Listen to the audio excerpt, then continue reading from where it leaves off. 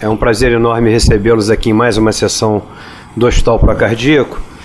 E, como de praxe, antes de anunciar efetivamente a sessão, eu queria deixar aqui alguns lembretes.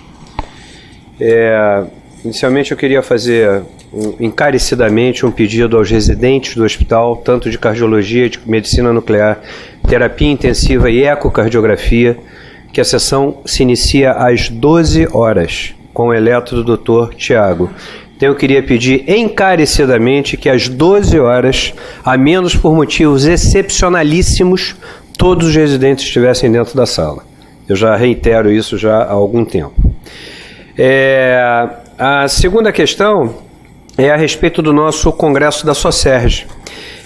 Em abril, no dia 11, 12 e 13, teremos mais um congresso da Socerg. E o Procardíaco vai estar participando com 3 simpósios. Um simpósio na quinta-feira, onde nós vamos abordar 2 temas valvares, a válvula mitral e a válvula aórtica, e a fibrilação atrial. Serão palestrantes Dr. Alexandre Siciliano, Dr. Luiz Antônio Carvalho e Dr. Eduardo Saad. Na sexta-feira faremos um simpósio sobre emergências cardiovasculares, onde vamos contemplar o nosso novo protocolo de dor torácica, o choque cardiogênico e o acidente vascular cerebral, e provavelmente também um quarto tema.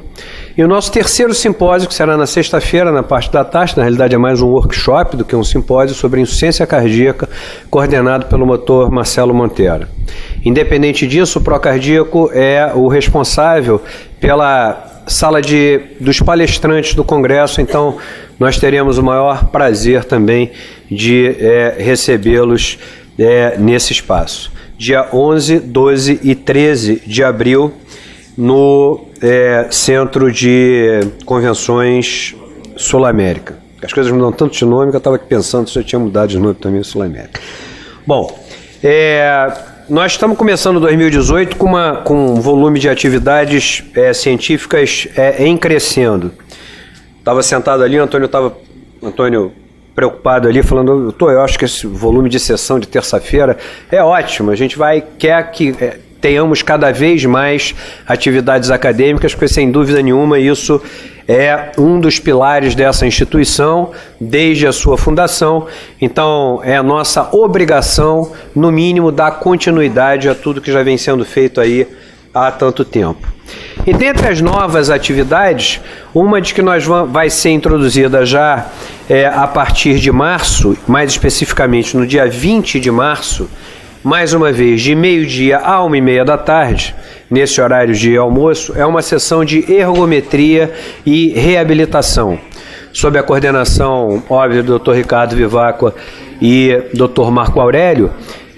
Vai nos trazer já como primeiro tema, um tema do nosso cotidiano, que é paciente com doença arterial coronariana, do lazer à competição, podemos liberar? Eu acho que essa é uma dúvida bastante prevalente em nossos consultórios, e essa sessão, então, começa às terças-feiras, uma vez por mês, em março, agora será no dia 20 de março.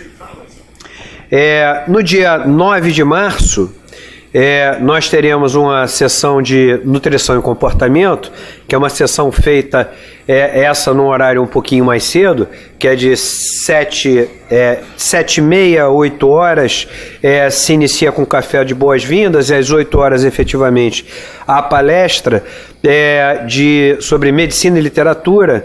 Essa sessão ela tem a coordenação do Dr. Cláudio Domênico, da psicóloga Natália Teles, da nutricionista Jaqueline Ferrer e da enfermeira Luciana Lima, e terá como palestrante a doutora Ana Maler, que trabalhou conosco aqui durante muito tempo, foi médica da unidade de emergência há alguns poucos anos atrás, e então ela também desenvolveu de uma maneira bastante pertinente e com bastante dedicação também esse seu cunho pela literatura, e então vai trazer para nós aí essa visão de medicina e literatura. E teremos como debatedores o Dr. Almir Guiaroni, oftalmologista, e a doutora Lohane Veran, médica geriatra. Essa semana nós teremos ainda nesta sexta-feira próxima, dia 23/2, ao meio-dia, a nossa sessão de Sexta Consciência. E o grupo responsável nessa sexta-feira é o grupo da cardio-oncologia, que vai nos trazer, então, como tema, o papel do PET-CT no câncer de próstata e no tumor neuroendócrino. O apresentador vai ser o Dr. José Leite e teremos como debatedores o Dr. Newton Lavatori, Francisco Sampaio e Eduardo Linhares. Bom, feito então esses primeiros informes, eu queria agradecer ao grupo da Unidade Coronariana, coordenada pelo Dr. Roberto Sporcati, mais uma vez ter se disponibilizado a participar na organização da nossa sessão clínica de hoje, que será sobre síndrome coronariana aguda em pacientes revascularizados, oclusão ou não, reperfusão ou não. Nós teremos como moderador Dr. Roberto Sporcati, a quem eu peço que assuma a moderação para que possa convidar os demais participantes. Muito obrigado a todos. Boa tarde a todos. Vocês se lembram daquele desenho dos Muppets, dos velhinhos da bancada? Eu e Fernando Rangel estamos sempre juntos nessa moderação. Aqui é uma irmão siameses, um pouco mais velho do que os outros, mas o Fernando a nossa figura... São irmãos, somos meses. Somos meses também. É a figura central na nossa unidade. Eu queria agradecer, antes de tudo, a presença dos senhores, a oportunidade de a gente estar trazendo mais um caso para discussão, e talvez eu tenha me descuidado um pouquinho na data e selecionei o caso semana passada. E foi assim muito interessante porque o caso tinha um certo alcance de discussão e como o paciente ainda estava internado, isso foi se desdobrando e eu acho que vai ser bastante interessante para as dúvidas diagnósticas, conceituais e também em relação à conduta, aos esforços, né, sobre os esforços de manutenção, não é, de vida e de suporte orgânico. Esse paciente, ele é paciente do Dr. Alfredo Potts, que felizmente eu agradeço estar aqui porque contribuirá, não é, na elucidação de alguns dados, mas também na discussão. E nós procuramos então montar o nosso grupo de debatedores com a participação da emergência. Então eu queria agradecer ao Dr. Rodrigo Mouzinho, a equipe da nossa unidade coronariana, o Ricardo Murilli e o Marcelo Bandeira, também a extrema e sempre disponível, mas dessa vez muito importante, mais uma vez, colaboração do Dr. Alexandre Siciliano, e talvez a Ana Karenina também venha, não é, representando a equipe da unidade pós-operatório. Eu queria agradecer desde já a doutora Érica, nossa residente, pela apresentação. E, naturalmente, o caso é longo e, em alguns momentos, a gente talvez tenha que, não é, ser um pouquinho mais econômicos aqui nos comentários, mas é fundamental. Eu queria que todos os senhores, né, se sentissem à beira do leito em cada momento para discussão, para que a gente possa ter realmente uma elaboração de condutas, de raciocínio técnico, mas em especial nos aspectos humanitários desse caso. Mais uma vez, obrigado a todos. Doutora Érica. Bom, boa tarde a todos. Eu sou a Érica R1 de Cardiologia. E hoje a nossa sessão vai ser sobre pacientes com síndrome coronariana aguda revascularizados, oclusão ou não, reperfusão ou não. Paciente JABB, masculino, 77 anos, natural do Rio de Janeiro, aposentado, casado. Ele dá entrada aqui na nossa emergência com queixa de dor nas costas. Ele refere que há 2 semanas apresentou um quadro de síncope com queda da própria altura e, segundo o relato, o dia estava muito quente e foi logo após que ele se levantou. Após esse episódio, o paciente evolui com uma dor em região dorsal, do tipo queimação, não irradiada, sem fatores de piora do quadro, porém ele relata, ao sentar-se, ele tinha uma melhora importante do sintoma. Durante o episódio de maior intensidade, ele relatou que fez uso de um nitrato que apresentou uma melhora significativa. Hipertenso diabético, tinha um infarto prévio em 72, dislipidêmico, um relato de estenose do canal medular que fazia acompanhamento com um neurologista, uma cirurgia prévia, apendicectomia e revascularização em 81. Negava no momento alergia medicamentosa. Entrou aqui em uso de clortalidona, 25 mg uma vez ao dia, atenolol 25 uma vez, trimetazidina 25 uma vez, levanlodipino 2,5 uma vez ao dia. Ele relata que fazia uso de 500 mg de AS, uma propafenona de 300 mg 2 vezes ao dia, mas foi indagado várias vezes com a família e para ele, só que ele não sabia relatar o porquê do uso dessa medicação. Bromazepam 6 mg uma vez, glimeperida 5 uma vez, metformina 3 vezes ao dia. Paciente tabagista de longa data, sedentário e negava etilismo. Relatava uma história familiar positiva de parentes de primeiro grau com doença coronariana. No exame físico, a paciente se apresentava lúcido orientado no tempo e no espaço, acianótico, anictérico, eupineico, hemodinamicamente estável. Chegou aqui com uma escala de dor 4 em 10, pressão normal, 12/5, uma saturação de 97 e uma frequência cardíaca de 59. A ausculta cardíaca foi relatado uma B4, mas o ritmo dele era regular, pulmões limpos, abdômen nada digno de nota e membros inferiores sem alteração. Esse primeiro é o eletro de chegada e o segundo é após 6 horas.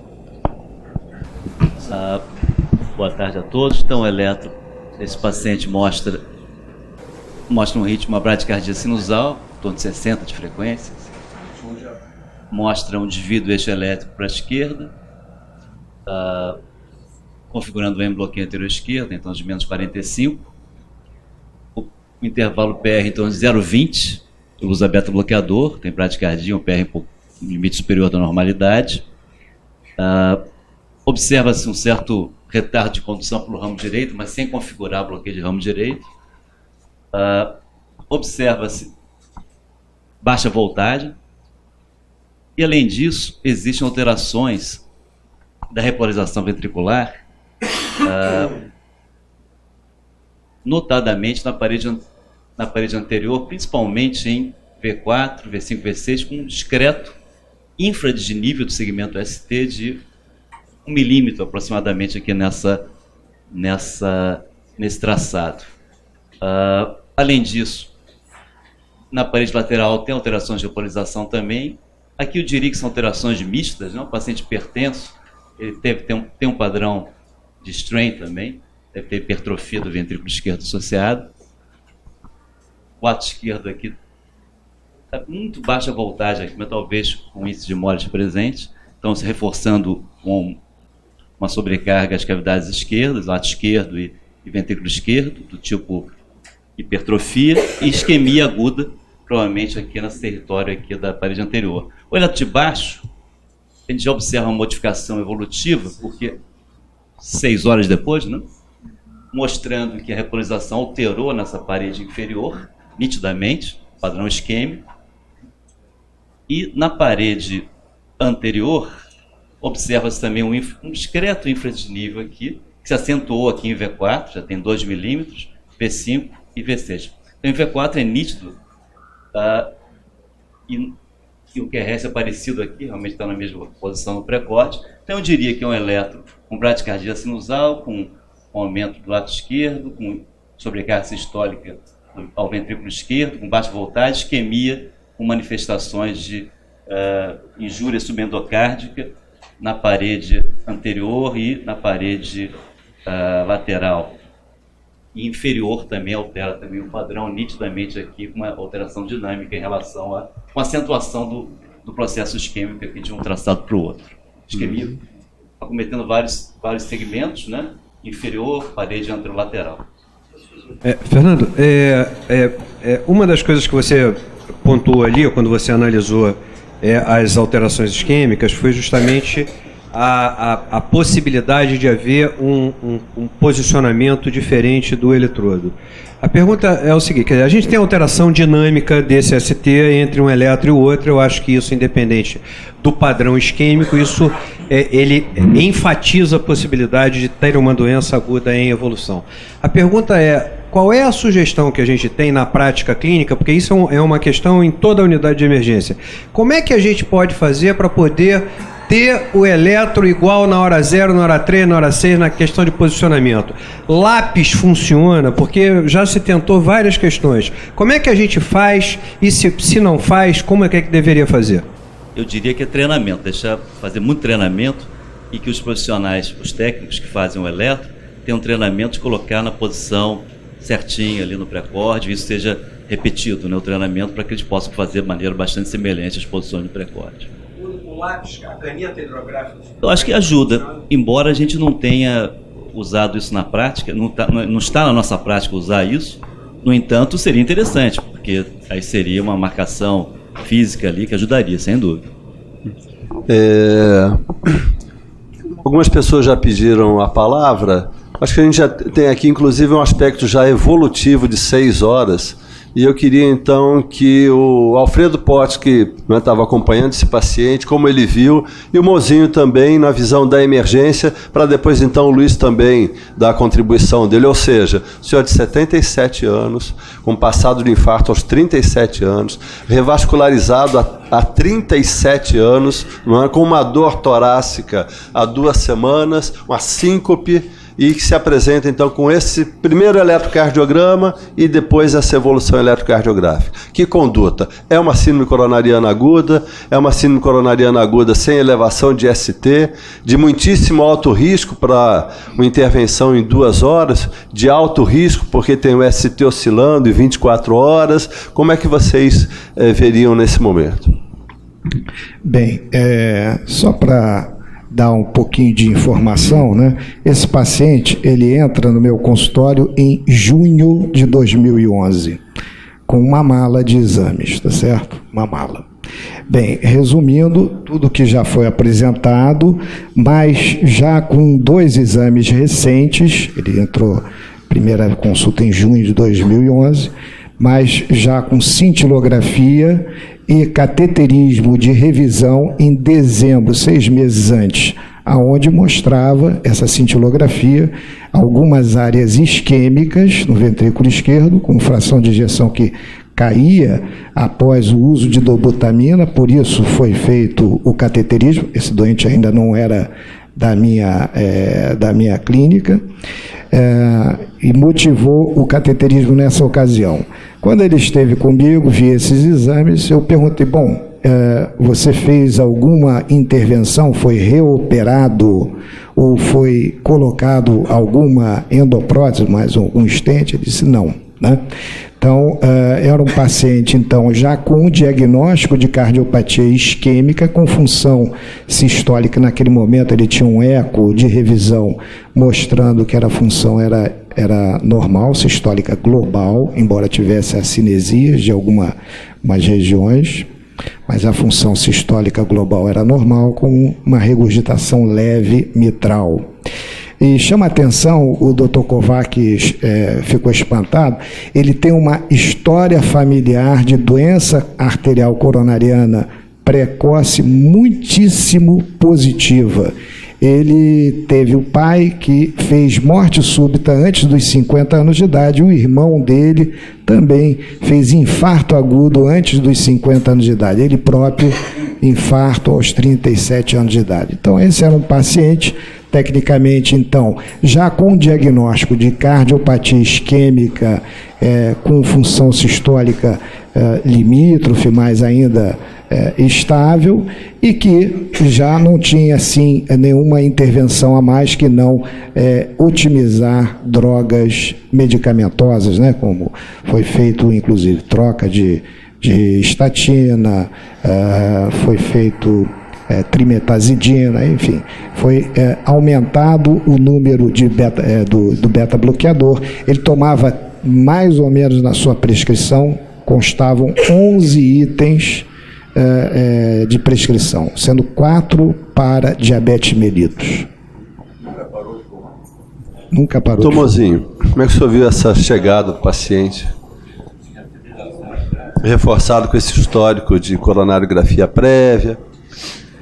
A gente passou rápido pela história e tem muitos achados ali que inespecíficos. É uma dor torácica não diagnóstica no primeiro momento, tem comemorativos como melhora na posição sentada, enfim, uma dor posterior, pensar até em pericardite ou uma dor mecânica, enfim, mas a gente já teve o eletro, é um paciente de já com doença coronariana estabelecida, e um eletro inicial já com alterações sugestivas de isquemia, e a gente tem um eletro horas depois com alteração dinâmica. A gente configura aqui uma síndrome coronariana aguda de alto risco, tá? Por essa alteração dinâmica. Essa seria a justificativa para isso. Uma troponina positiva, a gente não tem resultado ainda, também configuraria uma síndrome coronariana de alto risco.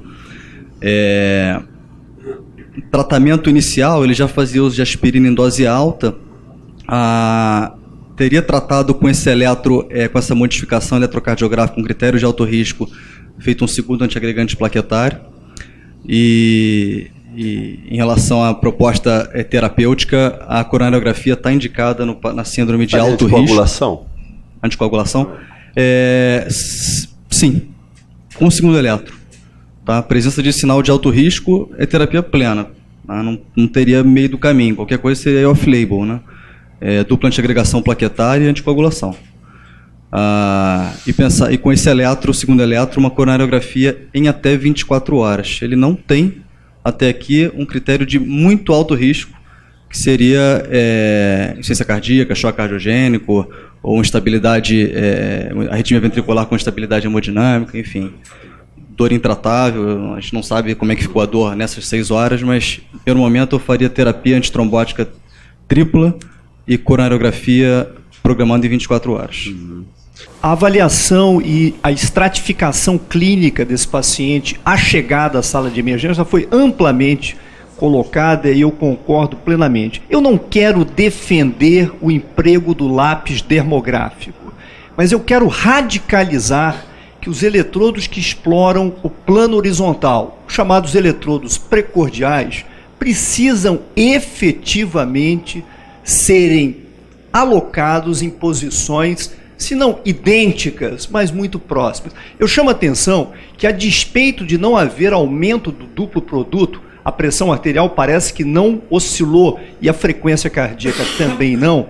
O JST nessa parede lateral do ventrículo esquerdo do paciente se apresenta francamente pior, lamentavelmente, excetuando V1, de V2 até V6, provavelmente os eletrodos estão posicionados de maneira diferente entre o primeiro e o segundo eletro. Eu queria chamar a atenção sobre isso, porque o nosso hospital, ele inaugura no país a sua unidade de dor torácica, a primeira do país, uma série de protocolos que André Volchan, Evandro, a equipe que coordenada por eles durante tantos anos executou, inclusive com a exploração de derivações posteriores, de ventrículo direito. Eu creio que no eletroadmissional, sobretudo o primeiro e o segundo eletro, esses marcadores precordiais precisam estar muito bem definidos. Já temos discutido isso em várias sessões, não quero ser piegas, nem repetitivo, e nem muito menos saudosista,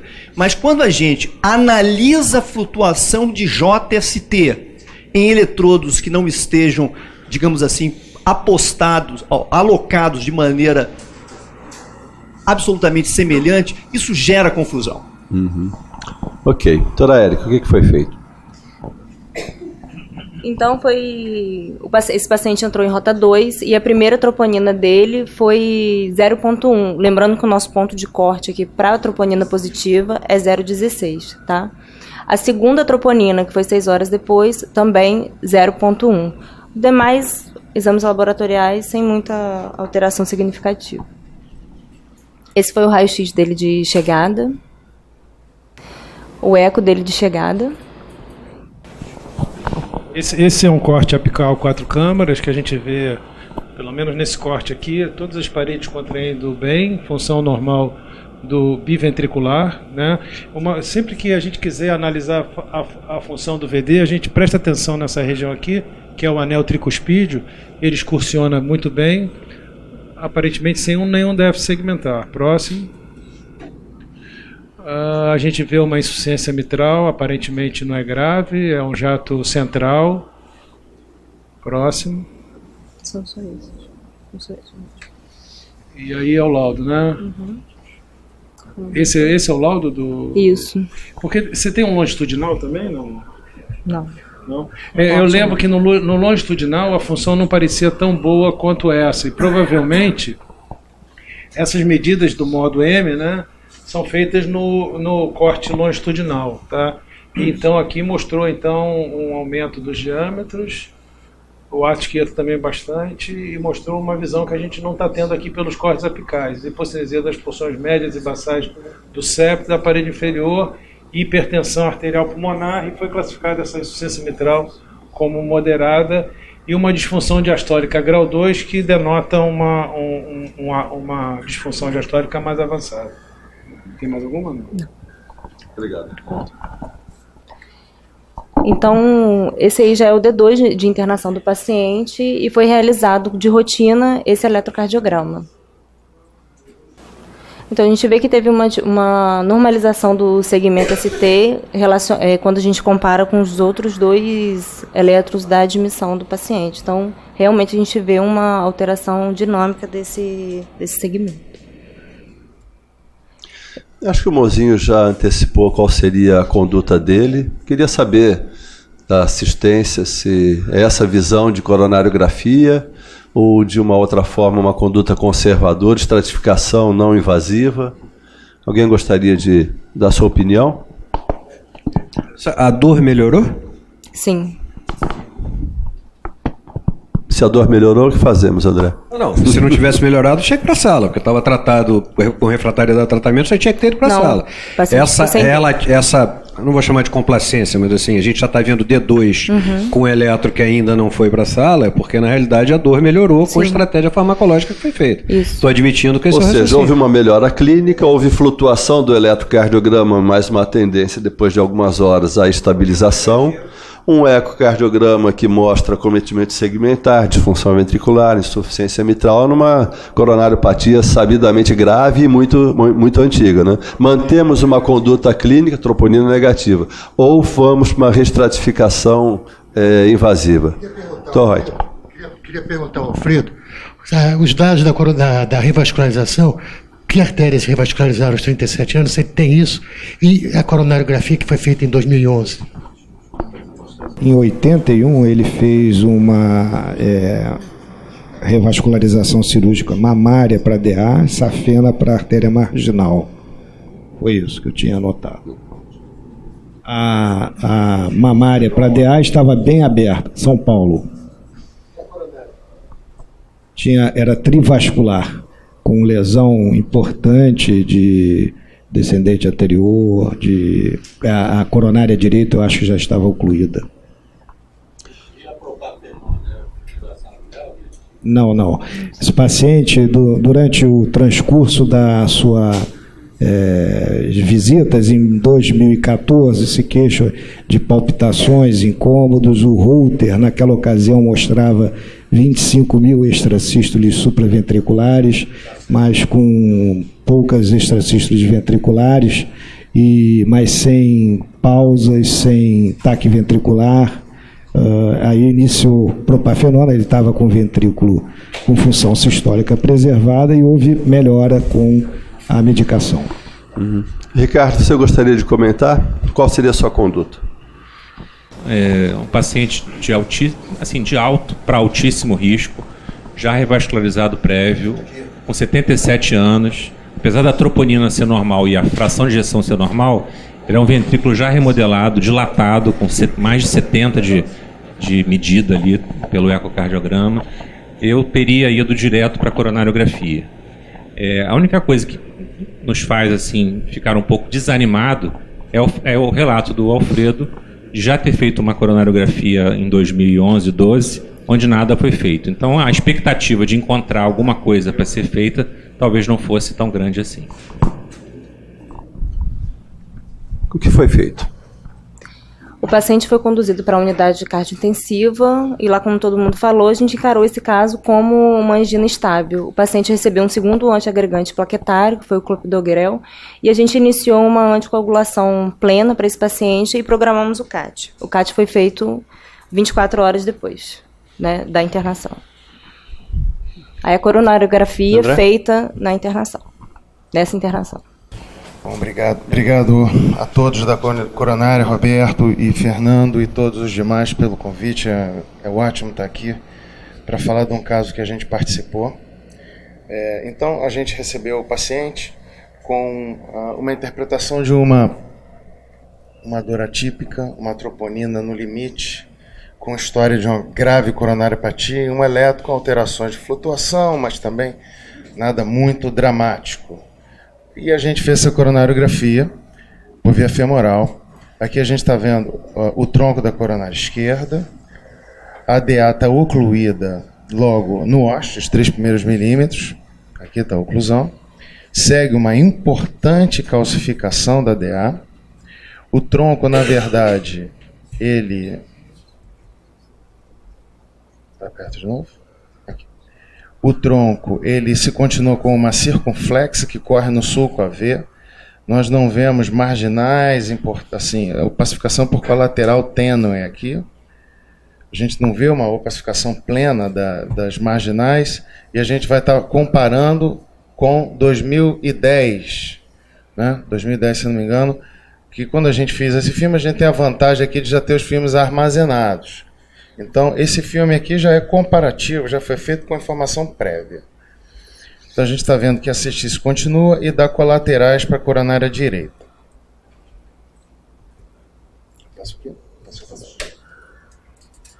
Uma variação aqui, mais para a OAD.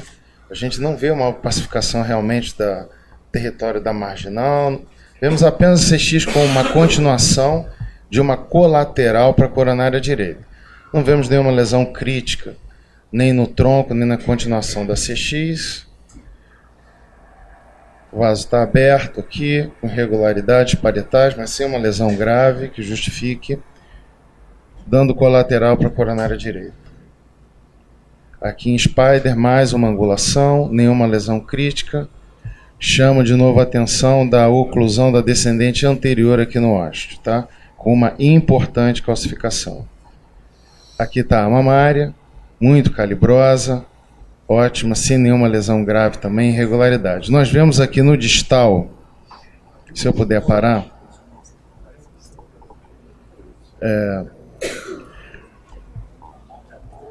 uma mamária muito boa e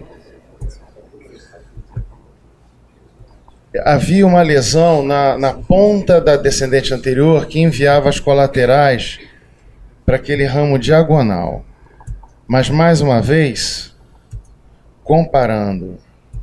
Ok? Ok. Então, clica. Mas, mais uma vez, comparando com 8 anos antes, não houve modificação. Então, eu vou passar mais um. É isso? Então, não sei se a gente vai ter tempo. Tem uma lesão aqui escondida na ponta que dá essa colateral para DA 50%, como já estava em 8 anos atrás. Coronária direita ocluída. A safena da marginal dele já era ocluída há 10 anos atrás. Eu não fui gastar o contraste. Então, eu vou aproveitar para vocês e mostrar como estava em 2010. Quando nós estudamos, nós vimos essa comparação. O que mudou aqui efetivamente? A oclusão dessa porção proximal da DA, dando ramos, um ramo diagonal, né, e uma septal. Eu vou mostrar em outras projeções. Mas efetivamente também não era um ramo assim que enviava colaterais assim para nenhuma marginal importante, toda uma rede de colaterais tênue, sem nenhum... Então aqui a gente está vendo, olha, septais nesse segmento aqui proximal, se opacificando por essa porção aqui que ocluiu ao longo de 8 anos, não necessariamente neste episódio, né? Naquele momento. coronária direita já era assim. Então, a nossa interpretação foi que houve uma modificação com oclusão apenas da DA proximal, na verdade, dois ramos finos diagonais que não pacificavam nada além. Essa oclusão poderia ser aguda, mas naquele momento do exame ele estava sem dor, já tinha passado 24 horas, né? Estava sem dor, um ramo pequeno, que a gente não faria nenhuma intervenção. Essa foi a nossa conduta do momento. O terço proximal da CX me parece que modificou-se um pouco, embora não seja um padrão obstrutivo grave.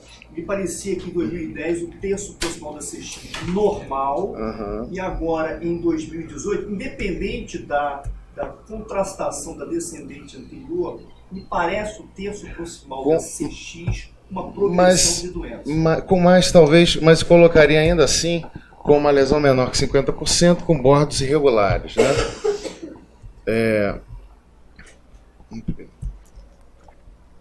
Eu acho que o Luiz Antônio está se referindo a esse trajeto aqui, né? Mas ainda assim sem denotar uma estenose significativa. Então, o paciente foi submetido a uma coronariografia considerada muito semelhante à de 7 anos atrás, embora apresentasse alguma perda proximal, né, de vasos septais e diagonais. E uma conduta, então, conservadora, e essa vai ser uma decisão para a gente estar repensando ao longo dos próximos dias de evolução. Como é que foi a evolução, Érica? Então, foi feita essa revisão, foi feito um novo CAT e revisto de 2010. Então, a gente optou por otimização medicamentosa e o tratamento conservador. Então, a gente botou a atorvastatina em dose plena de 80 mg, AS, clopidogrel, atenolol. Não foi possível a gente botar nem ECA e BRA, porque o paciente estava um pouco mais hipotenso, e a gente manteve a anticoagulação do paciente. No dia após a coronariografia, o paciente evolui com a mesma dor que o trouxe aqui à emergência, com uma escala de 5, e a gente então prontamente rodou um novo eletro dele. Então, aqui no eletro a gente vê em V2, V3, V4, até V6, né, um infra importante do segmento ST, mas também há em parede inferior, em D2, D3 e AVF. Então, mediante esse eletro... E agora? Vamos ouvir com nossos debatedores. Doutor Bandeira, como é que o senhor veria? Depois também, Tomozinho. A descrição dessa dor torácica aconteceu no começo da manhã, no momento que era um paciente com previsão de alta para semi-intensiva, pós-CAT com proposta de conduta conservadora, e que no máximo talvez a gente tivesse a fazer um estudo da coluna torácica, tóraco-lombar, por conta da história de estenose de canal, de uma dor associada à movimentação. Era essa programação, quando então ele, às 8h13, realiza esse eletrocardiograma no seguinte contexto: ele, ao acordar, ele interage com a família e relata um desconforto torácico semelhante ao que foi descrito anteriormente em repouso. E insiste que essa dor vai melhorar quando ele estiver sentado, de forma semelhante ao que ele descreveu anteriormente. Entretanto, pelo histórico clínico dele, como era uma dor semelhante e a gente buscando correlacionar com a alteração eletrocardiográfica inicialmente descrita, foi feito em menos de 5 minutos um novo eletrocardiograma. A dor durou 2 minutos, só para ressaltar, e ela regrediu espontaneamente sem nenhuma intervenção terapêutica. Tá? Só para deixar claro esse dado para a gente ter em mente. Foi feito o eletrocardiograma, e o eletrocardiograma, ele no primeiro momento documentou aquela alteração que a Érica nos mostrou, né? Quer dizer, a gente vê realmente esse infradesnivelamento do segmento ST predominantemente de V2 a V6, e entendendo que era um paciente já estudado, teoricamente sem uma perspectiva de tratamento percutâneo, e que gera uma dúvida adicional em relação a que conduta ser tomada. Então, obviamente, a gente volta do ponto zero. Colhemos novos marcadores de necrose. Nesse meio tempo que a gente foi se organizando para uma reavaliação clínica, ele mesmo relatou que estava se sentindo melhor. Obviamente, nesse meio tempo, o laboratório já havia sido sinalizado. Repetimos o eletrocardiograma, que esse segundo eletro. Obrigado, Érica. Já sem a mesma significância das alterações eletrocardiográficas se encontravam anteriormente, agora predominantemente de V4 a V6, e o paciente já se sentindo bem. E então, surgindo agora alguns questionamentos em relação ao que agregar de conduta terapêutica um paciente com dupla antiagregação plaquetária, previamente anticoagulado plenamente, com estatina dose máxima, que nesse momento só tolerava beta numa dose baixa. E, por conta disso, nós começamos uma terapia com nitrato, exatamente pelo menos no sentido de tentar entender o quanto que haveria de componentes de instabilidade de placa e quanto que isso poderia permitir uma regularização do quadro clínico do paciente nesse momento. Assim, só uma sugestão, que já aconteceu um caso parecido aqui no serviço. Os pacientes revascularizados, às vezes, passaram por múltiplos procedimentos. A anatomia, às vezes, é muito difícil de você saber aonde que o paciente está tendo isquemia. O paciente tem áreas de fibrose, o paciente tem vasos cronicamente ocluídos. A gente teve a oportunidade de ter um paciente, Dr. Feldman, ele já tinha anatomia alterada. A gente, nessa situação, é a coisa mais simples que tem. O paciente está com dor no peito, fala com a medicina nuclear, a gente vai lá e injeta. Uma injeção na dor, no momento que o paciente está tendo dor, e outra depois, fora da dor, você documenta a área, a localização, a extensão, e até se aquela isquemia está relacionada a uma artéria que é possível de intervenção. Então, a gente fez isso num paciente do Dr. Feldman. Era uma coronária direita e tinha uma lesão que não tinha sido valorizada. Quando passou lá o FFR, a lesão, na verdade, tinha um grande comprometimento. O paciente fez a intervenção e ficou sem dor. E tinha um outro vaso ocluído e se achava que aquele vaso que estava causando isquemia não era o vaso culpado. Então, um exame para a gente lembrar, que o André Volchan sempre lembra, é a injeção na dor, que não precisa ser só no paciente da emergência.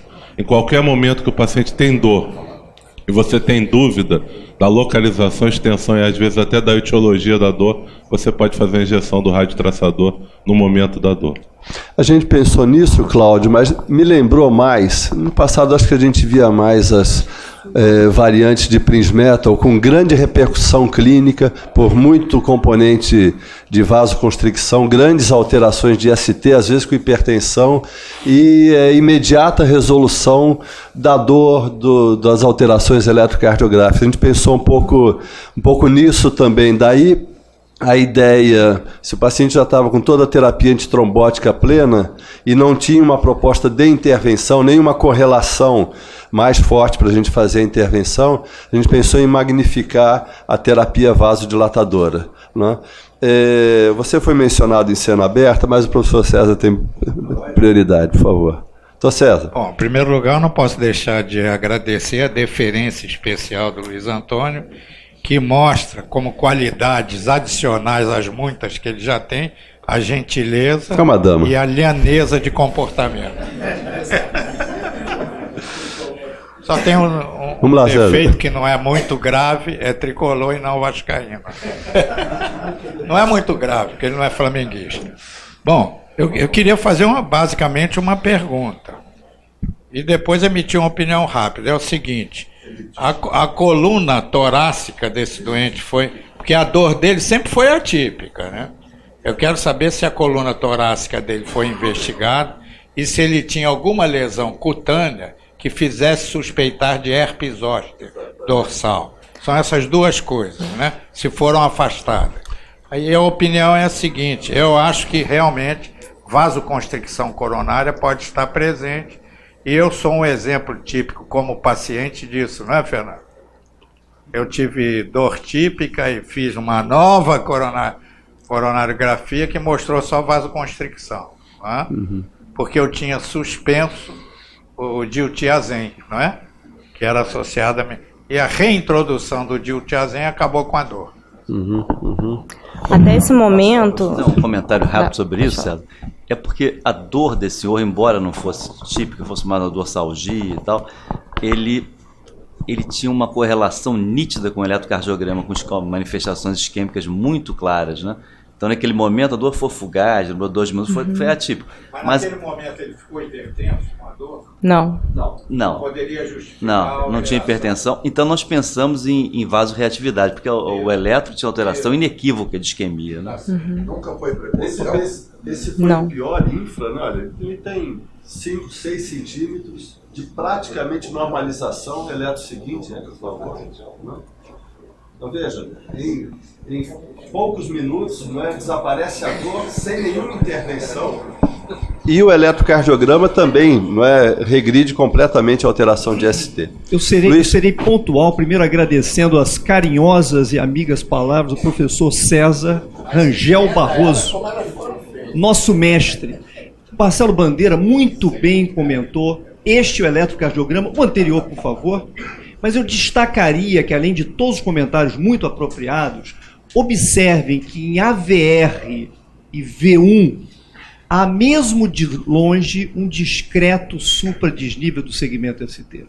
Esse é um dado que me parece muito relevante. É evidente que vasorreatividade, na doença crônica, avançada, num paciente com múltiplos fatores de risco e doença presente, sempre temos que pensar, mas não houve supradesnível do segmento ST no plano horizontal, a não ser em V1 e também em AVR. De maneira que, sem ser simplista, e atendendo aquela pergunta que o Roberto e Fernando muito bem colocaram no cartaz da sessão, oclusão crônica ou oclusão aguda, reperfusão ou não reperfusão. Eu tenho que valorizar o terço proximal da descendente anterior, não contemplado pela magnífica ponte de mamária esquerda, colocada há 37 anos em 1981. Me parece que aquele território esteja desprotegido e que esteja, a despeito de toda a medicação absolutamente apropriada e plena, flutuando o nível de isquemia, aspas, perfusão apropriada. Essa é a minha impressão por este eletro, valorizando AVR e V1.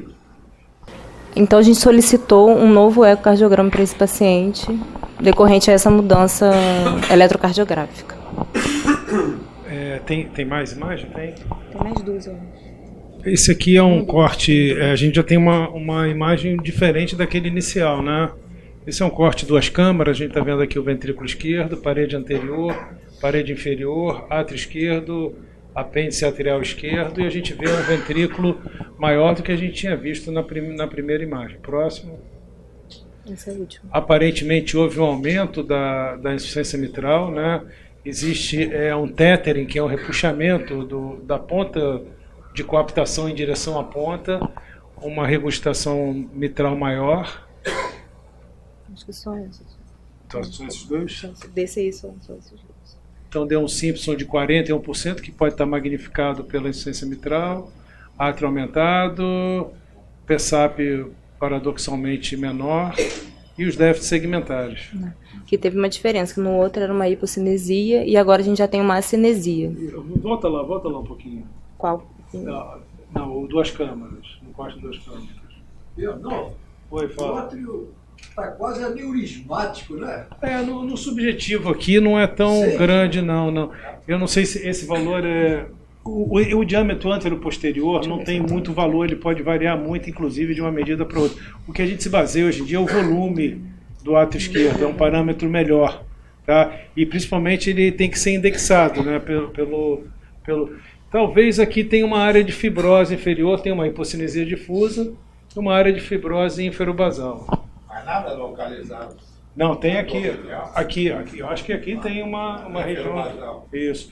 Mas está faltando outras imagens para ver. Volta para 4 câmaras. Põe para rodar. Não. Vai, avança. Mais uma vez.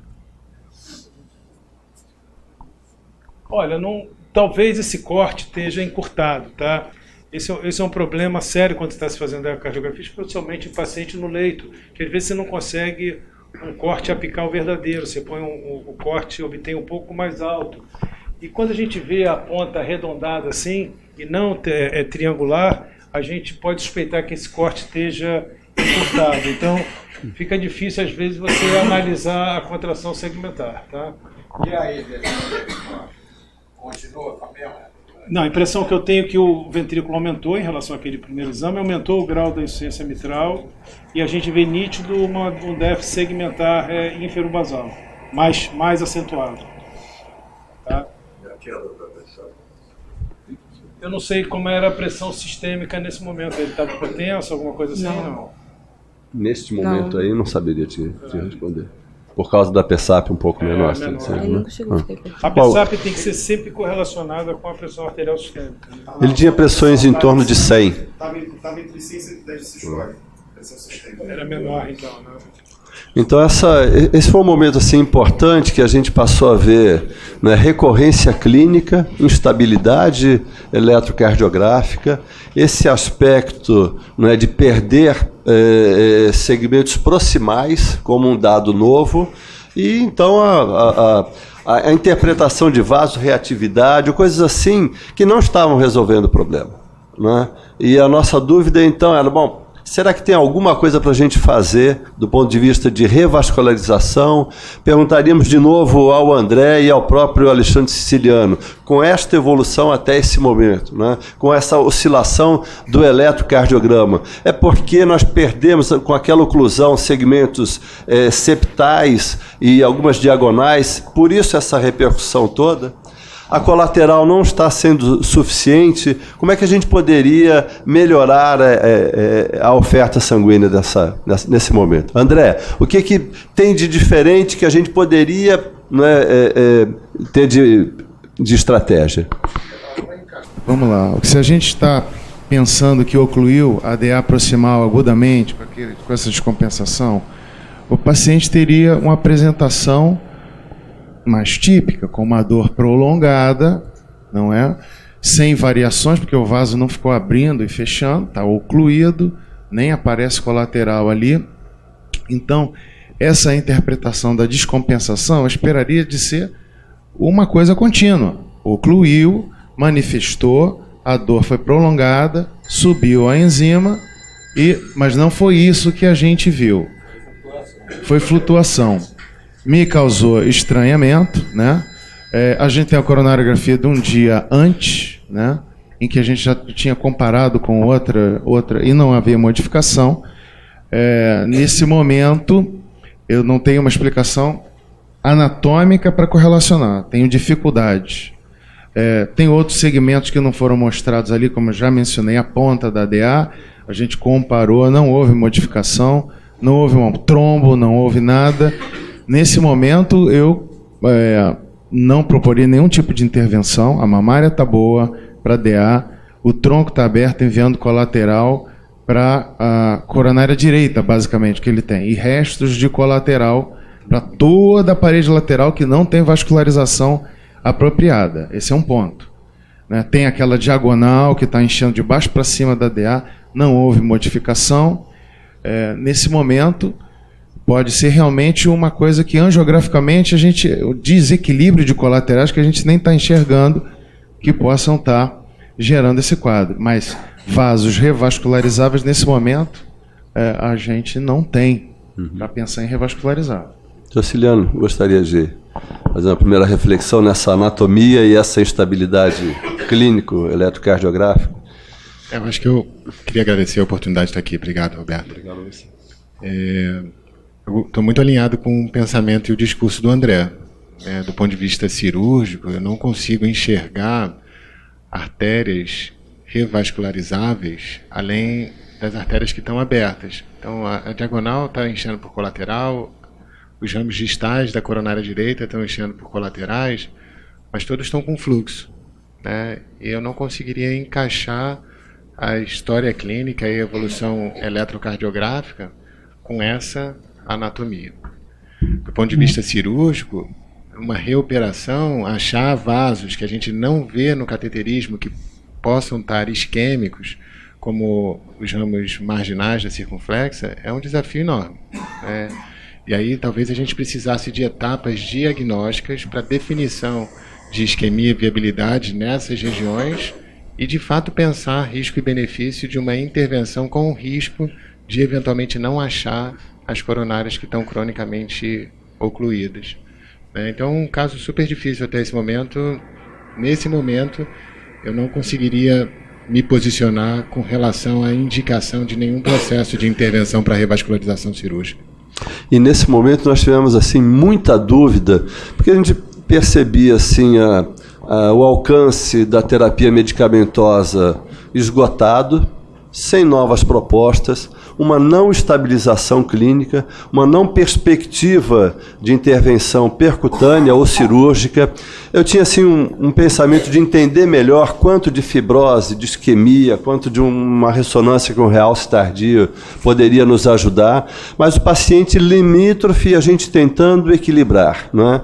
E eu queria reavivar um pouquinho a atenção dos senhores para os momentos mais difíceis que virão do caso ainda. Vamos ver o que aconteceu à frente. Então, como a gente pode notar, a troponina do paciente positivou nesse momento. E agora o que a gente poderia fazer por ele? Já foi discutido amplamente aqui, então a gente optou por tratamento conservador. Né? A gente tinha colocado o isosorbida com o pensamento dessa dor poder ser de origem vasoespástica. Só que a gente, depois desse resultado de laboratório, a gente retirou o monocordil, deixamos o paciente com antiagregante, dupla antiagregação plaquetária, e deixamos com anticoagulação, iniciamos a nitroglicerina para ele e começamos uma dose bem baixinha de bisoprolol, que lembrando que o paciente já era na entrada um pouco mais para bradicárdico. Evolutivamente, o paciente, no 3º e 4º dia de internação, o paciente evolui com um leve desconforto respiratório, teve um único pico, um único episódio de 37,8, estava tendenciando mais para bradicardia e sempre vinha com uma pressão sistólica abaixo de 90. A troponina dele foi curvada, então dá pra gente ver que teve uma ascensão e queda dessa troponina, e junto com isso o PCR também vinha aumentando. Mas nesse momento a gente sempre associou esse aumento da PCR com o quadro inflamatório pós-IAM. Porém, o paciente ele evolui com piora do cansaço aos mínimos esforços. Ele chegou a relatar que só de sair do leito para sentar na cadeira era um esforço enorme. Evolui com ortopneia, uma piora progressiva que a gente já viu da PCR. E então a gente solicitou novos exames laboratoriais e uma tomografia. Acho que você participou, isso foi no final de semana do carnaval. Então nós tínhamos um paciente assim com uma instabilidade clínico-hemodinâmica de uma síndrome coronariana aguda e agora trazendo um componente inflamatório, entendido num primeiro momento como participante ou pertencente ao quadro coronariano, mas mudando o perfil através de modificação de parâmetros inflamatórios. E essa imagem, como é que você viu isso? Essa imagem, na verdade, foi feita na véspera da minha visita. Foi o Daniel que viu essa imagem. E o Daniel, pela imagem, pela PCR, e com aquele pico febril, ele inicia antibiótico, ele começa tazocin e diurético venoso. No dia seguinte, que eu ouvi no domingo de manhã, na madrugada de sábado para domingo, ele choca. Ele vai em torno de 60 de sistólica, né? E a gente atribuiu, eu então interpretei isso como um quadro de sepse, um quadro de choque séptico, mais um paciente já com um componente cardiológico associado, poderia ser uma coisa mista ali, né? Mas com um componente inflamatório significativo, né? E pedi para repetir o eco. E na avaliação ecocardiográfica há uma piora de função ventricular, uma disfunção grave, e evolutivamente era a função preservada, com cavidade dilatada, depois uma disfunção leve, depois uma disfunção moderada e agora uma disfunção grave. E num primeiro momento a interpretação foi como um processo inflamatório. Não sei se vale a pena falar já da insuficiência mitral. Tá, acho que é isso aí. Foi monitorizado na sequência. Mas aí tem... Isso, consome. Comentário rápido dessa tomografia. Então, a tomografia, ela mostrou um padrão de insuficiência cardíaca com congestão venosa e capilar pulmonar e com derrame pleural bilateral e tem um infiltrado, uma consolidação alveolar, pequena, mais nítido, no lobo inferior direito. Dá para ver ali, vai passar daqui a pouco. Então, o aspecto predominante é de insuficiência cardíaca, mas com uma consolidação do lobo inferior direito. E acho que isso é importante, quer dizer, dava para entender um pouco melhor a descompensação, mas ao mesmo tempo não é uma radiografia, uma tomografia que já chama a atenção para o grau de congestão, de derrame pleural, quer dizer, se tinha pneumonia, sepse ou se a instabilidade hemodinâmica era mista, não é? Foi dessa maneira que se colocou do ponto de vista clínico. E foi uma hipotensão importante, respondeu à expansão volêmica, então reforçava o aspecto de um componente inflamatório associado de maneira significativa, mas um doente cardiopata grave. Então, gerou-se muita dúvida, a monitorização vem na sequência para nos ajudar. Vamos ver o que foi feito. Aqui a gente vê, então, a piora progressiva desse PCR, que é o mais importante, na verdade, dessa tabela, que eu queria mostrar nessa tabela. Então, como já foi dito, o paciente foi encarado como uma sepse, a gente iniciou tazocin, colhemos hemoculturas, foi suspenso a nitroglicerina, houve uma piora clínica importante e o novo ecocardiograma foi solicitado. Bom, o que a gente vê aqui, nesse primeiro corte aqui, a gente vê um derrame pleural à direita, tá? A cava aparentemente distendida, com pouca variação respiratória. E aqui no subcostal a gente vê nitidamente um ventrículo esquerdo bem grande, um átrio esquerdo bem aumentado e uma disfunção importante. Aqui a gente já vê que a parede lateral também já está comprometida. O resto está hipocinético, pode passar a próxima. Nitidamente a gente vê uma piora significativa na função, uma insuficiência mitral que provavelmente está subestimada nesse corte, mas a gente vê um tethering, um repuxamento do folheto em direção à ponta. Isso aqui, essa região aqui chama-se a área do tenting, tá? E aqui a altura do tenting. É um tethering importante. Lembrando que então, isso é uma doença, é uma insuficiência mitral cuja doença é do ventrículo, não é da válvula. Então é uma insuficiência mitral secundária e não primária. Uma disfunção, uma piora do ventrículo, uma disfunção considerável, calcula aqui uma fração de ejeção de uns 30%. Outro sinal é o cardiográfico clássico, que vocês devem lembrar, que é o afastamento da mitral em relação ao septo. Tá? Esse é o aspecto em pinheiro tombado. A gente vê presença de ponto B na mitral. Esse é um sinal de aumento da PD2 do ventrículo esquerdo. O septo bem hipocinético, a parede posterior também espessando muito pouquinho, os diâmetros bem aumentados, 7,4 de diastólico e 6,3 de sistólico. Isso no Tayshaut dá uma fração de ejeção de 31%, um átrio esquerdo bem aumentado e uma pouca oscilação da aorta. Esse é um sinal de baixa fração de baixo débito cardíaco. E aqui a gente vê também a integral da via de saída do ventrículo esquerdo baixa, né? Normal é de 15 a 17, preferencialmente acima de 17, isso se correlaciona muito bem com o débito cardíaco. Tá?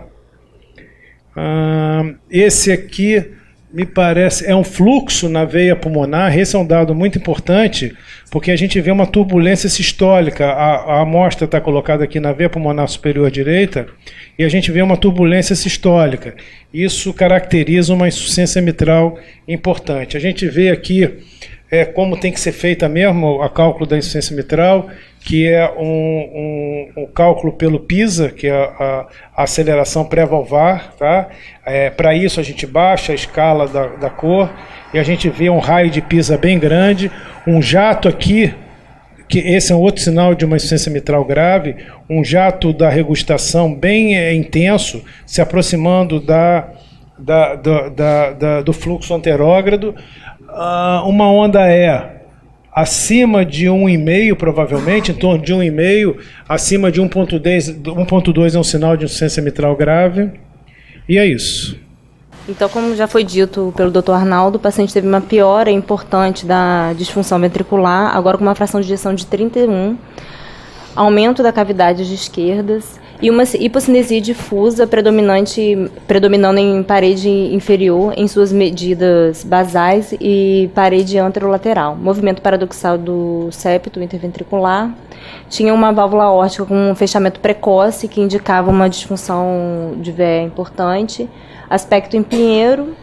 Uma regurgitação mitral, que era notada até veias pulmonares com tétrim, e uma regurgitação leve da válvula tricúspide com uma PSAP no momento de 41. E agora? Mozinho, isso é... Não.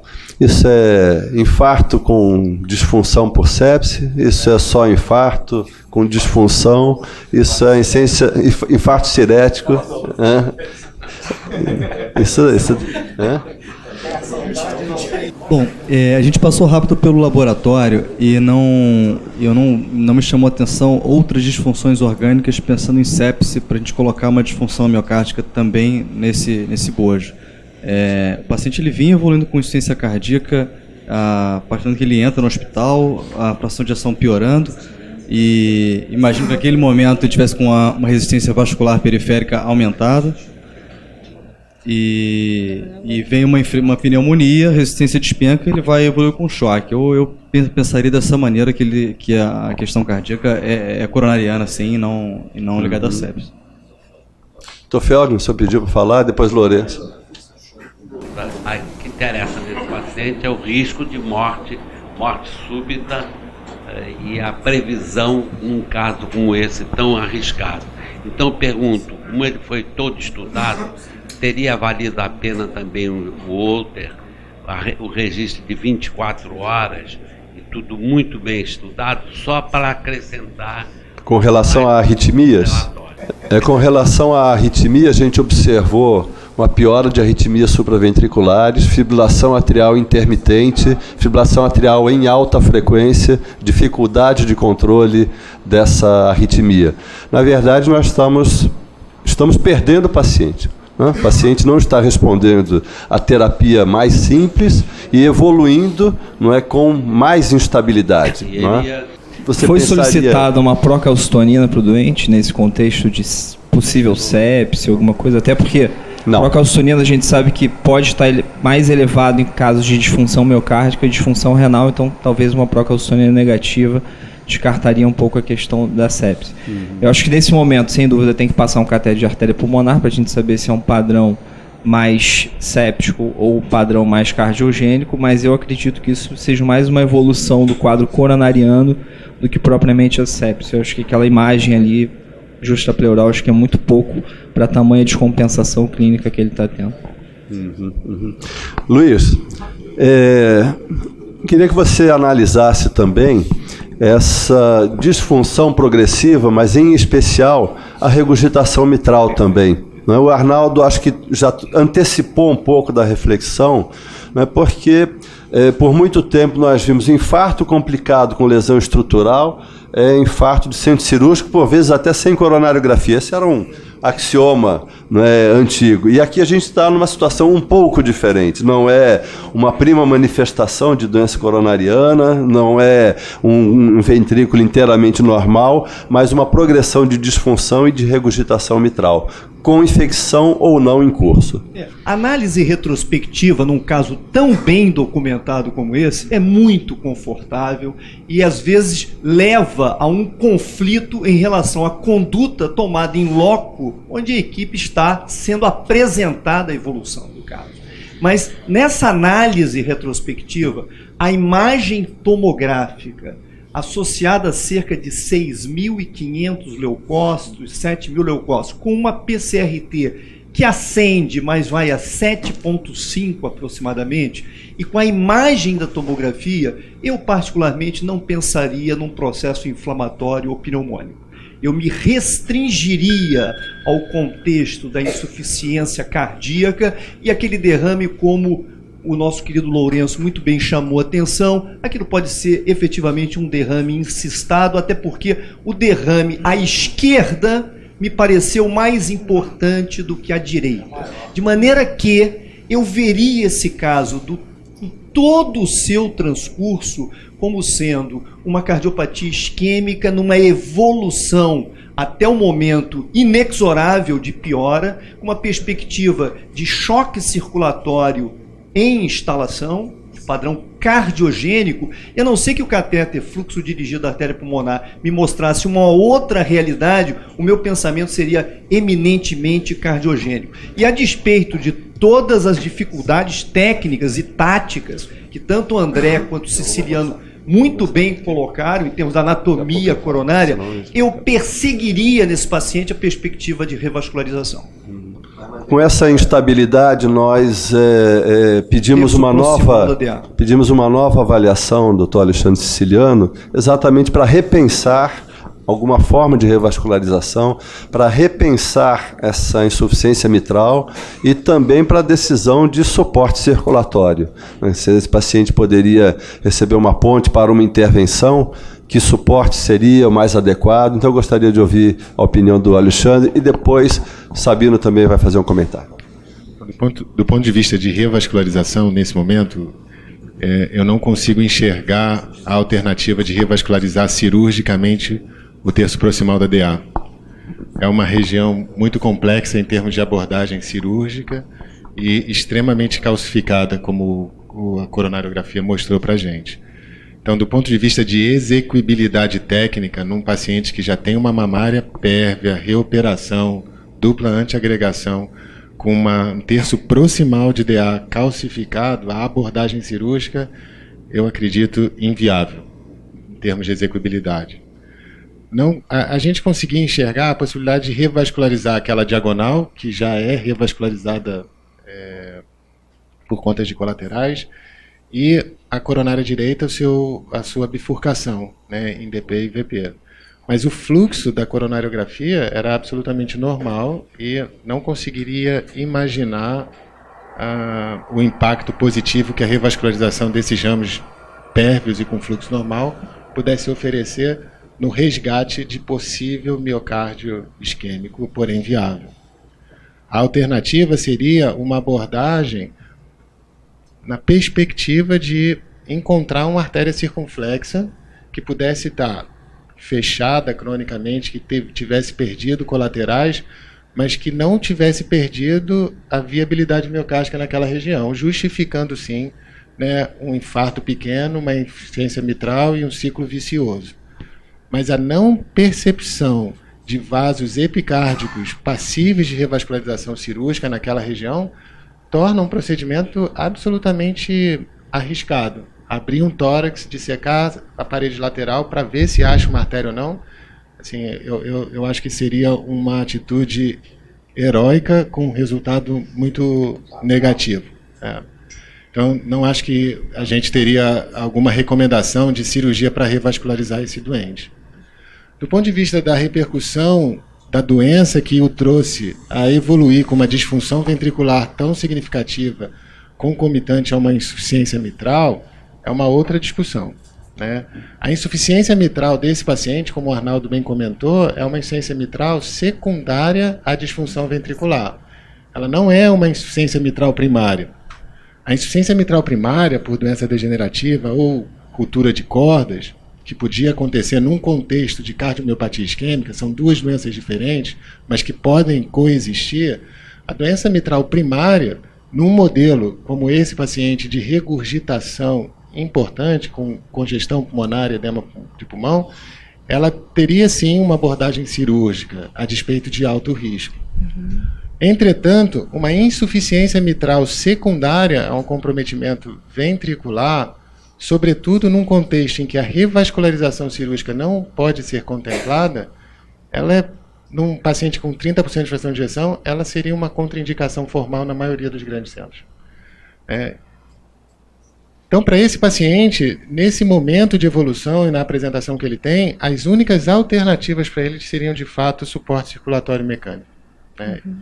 E o suporte circulatório mecânico, ele deve ser pensado como uma estratégia de ponte para alguma outra estratégia, se a gente considerar que esse paciente tem doença coronariana e evoluiu com disfunção ventricular sem possibilidade de revascularização, essa ponte seria ou para um transplante ou para um suporte definitivo. porque pouco provável seria a recuperação da função ventricular num paciente isquêmico sem possibilidade de revascularização. E aí as questões de execuibilidade de intervenção, riscos e benefícios de uma intervenção que o levaria provavelmente para um tratamento definitivo, já que por conta da idade e dos outros comemorativos ele deixa de ser, a princípio, um candidato a transplante, precisam ser discutidas, né, dentro das evidências que a gente tem, dentro da nossa própria experiência, mas, sobretudo, alinhados com os valores e preferências do paciente. Eu sabia, num comentário rápido, que depois vou precisar fazer uma apresentação de fechamento do caso e algumas considerações, e depois talvez uma outra opinião ainda, por causa do avançado da hora. Obrigado. A colocação do Siciliano já responde parte do que eu ia comentar. A impressão realmente como um choque cardiogênico, eu não perderia tempo na instalação de um cateter Swan-Ganz, uma vez que o ecocardiograma já demonstra muitas coisas ali que já a gente iria visualizar pelo cateter. Mas eu buscaria um dado que seria crítico até para tomar a decisão do passo seguinte, que seria o suporte hemodinâmico dele, que é a gasometria. Se esse paciente tem um lactato em ascensão, um delta CO2 alargado, uma saturação venosa baixa, isso está mostrando um déficit perfusional crítico. É o que a gente está querendo demonstrar. Eu não vou perder tempo. Suporte hemodinâmico para depois tomar a decisão seguinte futura. Então, assim, a tomografia foi bem clara quanto a um componente congestivo. Aquele infiltrado na base direita possivelmente é uma consolidação de passivação, uma telectasia de passivação. A elevação de PCR já provavelmente é secundária à má perfusão tissular, gerando já inflamação secundária. Procalcitonina seria muito útil como um descarte, mas esse dado que a gente às vezes não valoriza, que são a avaliação perfusional à beira-leito, que é lactato, delta CO2, saturação venosa, dentro desse contexto, ela vai dar acelerar a nossa tomada de decisão para esse passo seguinte. Obrigado. Doutora Érica, apresenta agora até o final todos os seus slides, depois a gente... Tá. Então, o paciente progrediu com piora hemodinâmica, a gente reajustou o diurético e iniciamos uma dobutamina, que no momento ele estava frio e congesto. O paciente evolui sem resposta à VNI que ele vinha fazendo e abriu um quadro de fibrilação atrial. O raio-x que a gente pediu nesse momento de piora, que tem congestão. O exame laboratorial dele mostrou para a gente uma piora importante do PCR. Tá? Nesse meio tempo, o paciente também teve uma queda da hemoglobina, a gente fez uma bolsa para ele de concentrado. Então, o paciente com essa piora, a gente resolveu fazer uma cardioversão elétrica e, pela estabilidade, a gente logo fez uma intubação orotraqueal. Esse é o transesofágico. Esse é o transesofágico. A primeira cavidade aqui, lembrando que aqui está o esôfago, né? O ato esquerdo, uma insuficiência mitral importante, com jato central, tá? Passar rápido. Esse é um corte transgástrico, que a gente vê um ventrículo enorme, tá? Com uma hipocinesia difusa, os músculos papilares bem afastados um do outro. A gente vê essa imagem aqui, que pode corresponder a uma corda, mas eu acho que não é o mecanismo da insuficiência mitral, porque a ruptura de cordoalha dando um flail, ela produz um jato excêntrico e não um jato central. Então a impressão que isso aqui é provavelmente uma corda secundária. Aqui é a insuficiência mitral. E tem mais algum? Não, né? Não. Então a gente tinha um que tinha uma falha enorme. A gente via um anel, só para acrescentar, um anel mitral enorme, com uma falha de coaptação central grande, sem nenhum fleio de um dos folhetos. Então, caracterizando o que a gente tinha conversado, né? Uma insuficiência mitral predominantemente secundária. Então, mediante a falha da cardioversão elétrica, a gente acrescentou a prescrição amiodarona e também uma noradrenalina, que o paciente realmente evoluiu com choque, e ajuste da dobutamina. Nesse momento, Aí tem um resuminho que eu vou passar, porque senão vai... então foi discutindo com o Heart Team a colocação do cateter Swan-Ganz, o balão intraórtico, e foi revisto mais uma vez o cateterismo do paciente e levantada a possibilidade de uma cirurgia. Aqui tem a gasometria, que foi no momento da intubação que a gente vê que o paciente tinha uma alcalose respiratória, um lactato de 0,9, né? E só isso. E esse aqui seria o CAT, que a gente... E mediante essa piora progressiva, no sábado a gente conversou com o Souza novamente e a gente solicitou um novo cateterismo. E esse cateterismo, eu posso passar, Souza? Não vamos Oi? Não houve alteração nenhuma. Então a gente calculou o Euroscore do paciente, que foi alto de 65% de mortalidade, e o STS de 96% de mortalidade. Então isso tudo que foi conversado, a gente expôs à família, conversamos sobre o grave quadro clínico que o paciente se apresentava, a necessidade de uma cirurgia e provavelmente de um suporte, e o risco inerente ao procedimento proposto. E a família, mediante tudo isso, optou por não fazer nenhuma intervenção cirúrgica. Esse aqui, vou passar porque não tem nada demais. Então a gente fez a retirada no quarto dia do catéter. Retiramos também o balão intraórtico e mantivemos a dobutamina, a noradrenalina. O paciente, então, na terça-feira evoluiu com uma acidose metabólica importante, um lactato de 7 e veio evoluir a óbito. Rapidamente fazer um comentário final. Esse caso, como um caso de grande complexidade, um paciente idoso com doença cardíaca prévia, isquêmica conhecida, com múltiplos fatores diabéticos, hipertenso, e revascularizado prévio, infarto prévio. Esse é o típico do paciente do infarto sem supra, né? É a população mais idosa, com mais comorbidades, com infarto prévio, revascularização prévia. E esse é o grupo que evolui com infarto sem supra com choque. É justamente isso, ele tem uma evolução mais tardia na internação, ou seja, o delta T infarto-choque é mais prolongado, em torno de 72 horas no shock trial, enquanto que no infarto com supra, nas primeiras 10 horas. Então isso é típico com essas morbidades todas. Então nós vimos num dilema que o paciente evoluindo para o choque, pós-infarto sem supra, sem possibilidade de revascularizar, como foi muito bem documentado aqui. O Alexandre e a equipe toda da Coronária se reuniu com a família. Os valores do paciente foram considerados na decisão de avançar para um procedimento de suporte ativo ao ventrículo. Foi colocado o balão intraórtico, ele melhorou o débito, melhorou o que melhora mesmo, entre 500 mililitros e 1 litro. E melhorou a pós-carga, diminuiu a regurgitação mitral, mas não foi suficiente para manter o paciente. Ele, então, tinha, anteriormente a isso tudo, já tinha deixado com a família toda uma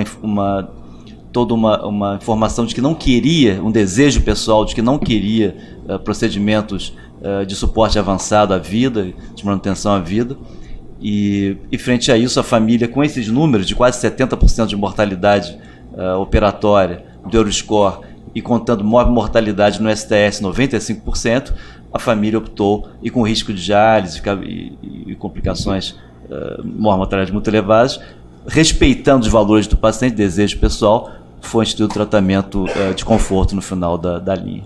Muito obrigado pela sessão, pela participação de todos, acho que foi um caso muito difícil. Obrigado muito ao Ciliano pela enorme contribuição, ao Arnaldo, que contribuiu muito, todos que participaram, Murilo, Mozinho, todo o nosso querido Band. A doutora Érica fez um apanhado extraordinário, preparou com todo o zelo essa apresentação que foi extensa, difícil de condensar, foi uma evolução muito grande, muito longa e muito complexa. Muito obrigado. Muito obrigado. André Souza, que foi imprescindível.